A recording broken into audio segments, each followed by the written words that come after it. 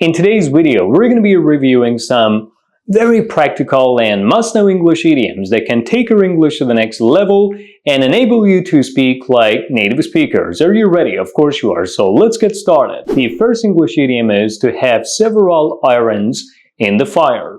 To have several irons in the fire. But what does it mean when we say someone has several irons in the fire? To have several irons in the fire means you're involved in different activities or in different projects at the same time. You have multiple projects to do, or you're involved in multiple activities and several projects at the same time. You're busy doing several things at the same time. An example of this beautiful idiom. Sarah isn't worried about losing her job because she has several irons in the fire, including a freelance business and a side hustle.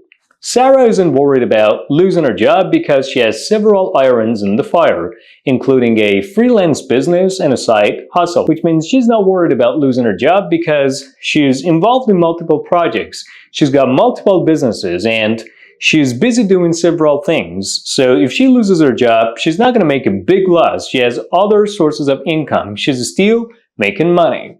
So she has several irons in the fire.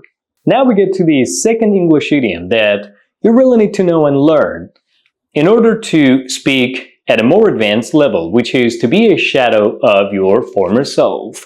To be a shadow of your former self. But what does it mean when we say someone is a shadow of their former self? Well, to be a shadow of your former self means to be much weaker than before, to be less confident and successful than you were in the past. So, to be a shadow of your former self emphasizes the idea that you're not as strong, confident, and successful as you used to be in the past.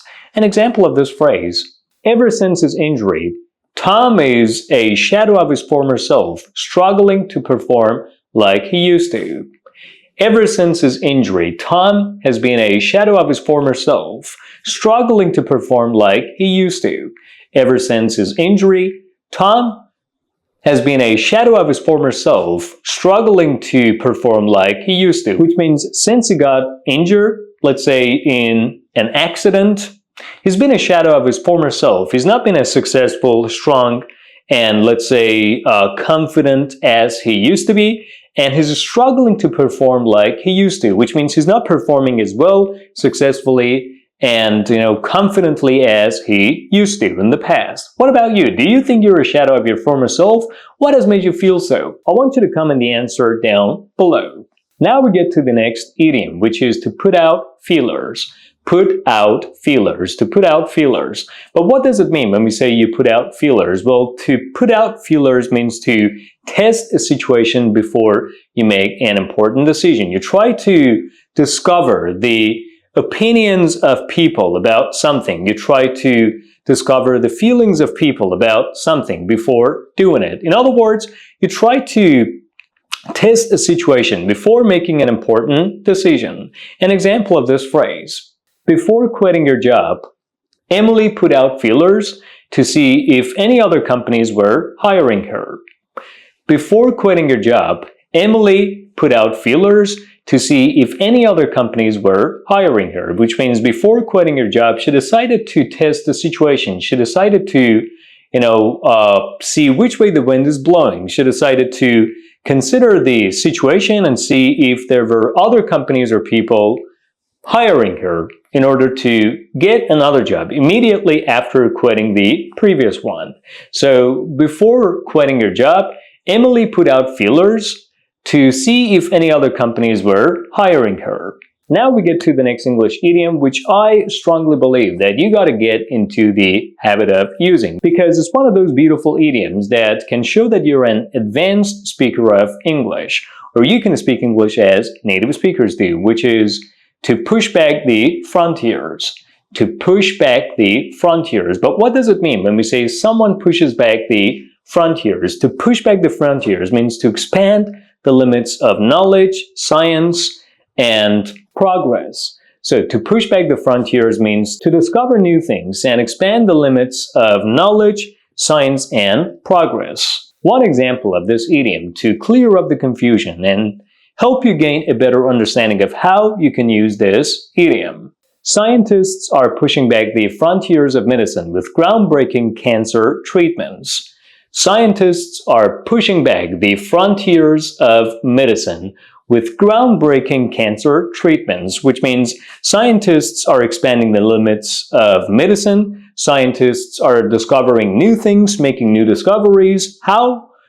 By working on groundbreaking cancer treatments with groundbreaking cancer treatments. Has there been any invention in history, guys, that you believe has been a perfect example of pushing back the frontiers? What is that invention, and why do you think that invention has changed our lives for the better and has shaken the foundations of our lives? And how would our lives look if there were no such an invention? I want you to comment the answers down below.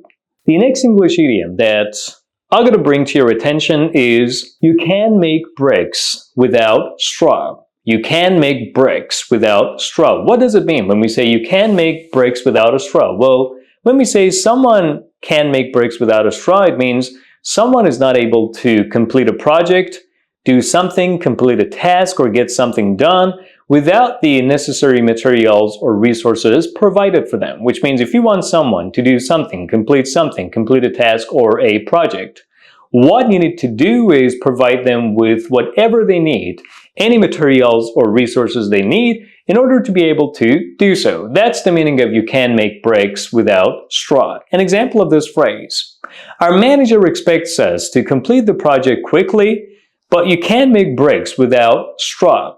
We need more staff and budget. Our manager expects us to complete the project quickly, but you can make bricks without straw. We need more staff and budget, which means our manager expects us to complete the project quickly in the blink of an eye, but the funny irony is, the funny controversy and contrast here is that he does not provide us with the materials and resources we need to be able to do so in order to complete the project as quickly as we can. We need more budget and staff. The next English phrase that you need to learn and use to be able to speak a better English is there is money to be made in something. There is money to be made in something. This English idiom is one way of saying that something is very money-making, something is profitable, something, is lucrative. When you do something, you can make a lot of money. So when we say there's money to be made in something, it means doing something is very profitable. There's a lot of profit in something, or doing something enables you to make a lot of money. Doing something is lucrative and money-making. An example of this phrase: with the rise of online courses, there is definitely money to be made in the e-learning industry. With the rise of online courses, there is definitely money to be made in the e-learning industry, which means considering the rising market for online courses, you can make a lot of money. You can make a lot of profit by teaching people online, by providing online courses in the industry of online learning or internet learning. Now let me ask you a question with this idiom. Is there anything, guys, that you believe there is money to be made in? What is it, and why do you believe there is money to be made in it? I want you to comment the answers down below. And now we get to the final English idiom of today's video that you can use in order to surprise your native friends and impress them with your advanced English, which is to mortgage someone's future. To mortgage someone's future. But what does it mean when you say you're trying to mortgage someone's future? To mortgage someone's future means to consider short-term and temporary benefits at the expense or cost of sacrificing your future or your future stability. In other words, when you mortgage your future, you take out a lot of loans in the present in order to buy something and benefit from it financially, but at the same time you're ruining your future by having to clear the debt, by having to pay off the loan, and by having to work hard and live, a life of stress and tensions with the purpose of clearing your debts or paying off your loan, which is an equivalent of ruining your future and, disturbing your future stability. An example of this phrase: by borrowing so much money, the company is mortgaging its future and may struggle with debt later. And that's about all, guys. These were the lovely idioms of today's video that you really need to learn, which is why I brought them to your attention. Let's review these phrases once again together. Have several irons in the fire. Have several irons in the fire. Be a shadow of your former self. Be a shadow of your former self. Put out feelers. Put out feelers. Push back the frontiers. Push back the frontiers. You can't make bricks without straw. You can't make bricks without straw. There is money to be made in something. There is money to be made in something. Mortgage someone's future. Mortgage someone's future. And that's about all, guys. Thank you for watching today's video. Make sure you like this video in support of this channel. Special thanks to those who do so. And subscribe if you haven't done so already. I'll be back soon.